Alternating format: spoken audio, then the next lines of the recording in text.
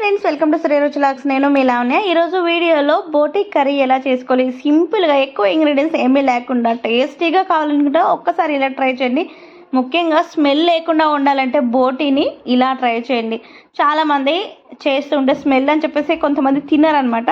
ఒకసారి ఇలా ట్రై చేయండి. బోటీని బాగా వేడి నీళ్ళలో వేసేసి ఒక హాఫ్ అన్ అవర్ అలాగే వదిలేసేయండి.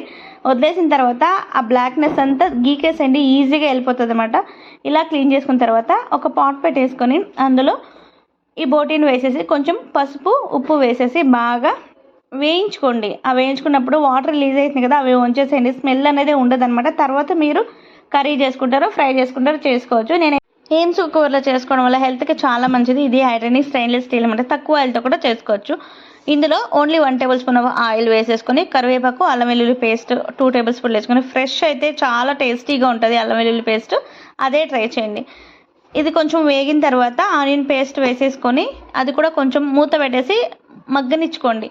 తర్వాత ఇందులో టమాటా పేస్ట్ వేసేసుకోండి. ఇవన్నీ ముందుగానే రెడీ చేసి పెట్టేసుకుంటే చాలా ఈజీగా చేసుకోవచ్చు, ఫాస్ట్గా కూడా అయిపోతుంది. చూడండి, ఆయిల్ పైకి తేలిన తర్వాత ఇలా ఒక్కసారి కలిపేసుకొని ముందుగానే మనం వేయించుకున్నాం కదా ఆ బోటీని ఇందులో వేసేసుకోండి. ఇలా వేసుకున్న తర్వాత ఉప్పు ఆల్రెడీ వేసి మనం ఉడికించుకున్నాం కాబట్టి కొంచెం తక్కువ యాడ్ చేసుకోండి. ఇందులో కొంచెం మటన్ మసాలా, గరం మసాలా, అలాగే ధనియాల పౌడర్, తగినంత కారం కొంచెం ఎక్కువ యాడ్ చేసుకోండి. నాన్ వెజ్కి అంతా టేస్ట్ చాలా బాగుంటుంది. తగినంత ఉప్పు వేసుకొని వాటర్ ఏమీ యాడ్ చేయకుండా బాగా ఉడకనించండి. మసాలా పట్టిందంటే టేస్ట్ చాలా బాగుంటుంది. ఎప్పుడైనా నాన్ వెజ్ అయినా ఫిష్ అయినా మసాలా పట్టిన తర్వాతే, లేదా మసాలాలు బాగా ఊరిన తర్వాత తినండి, చాలా బాగుంటుంది. కొంచెం వాటర్ వేసుకొని ఇందులో చింతపండు గుజ్జు కూడా యాడ్ చేసుకోండి. పులుపు వేసారంటే టేస్ట్ అనేది చాలా బాగుంటుంది. కొంతమంది యాడ్ చేయరు, కానీ వేసుకొని చేసుకోండి, సూపర్ ఉంటుంది. ఇప్పుడు సెక్విక్ లిడ్ పెట్టేసేయండి.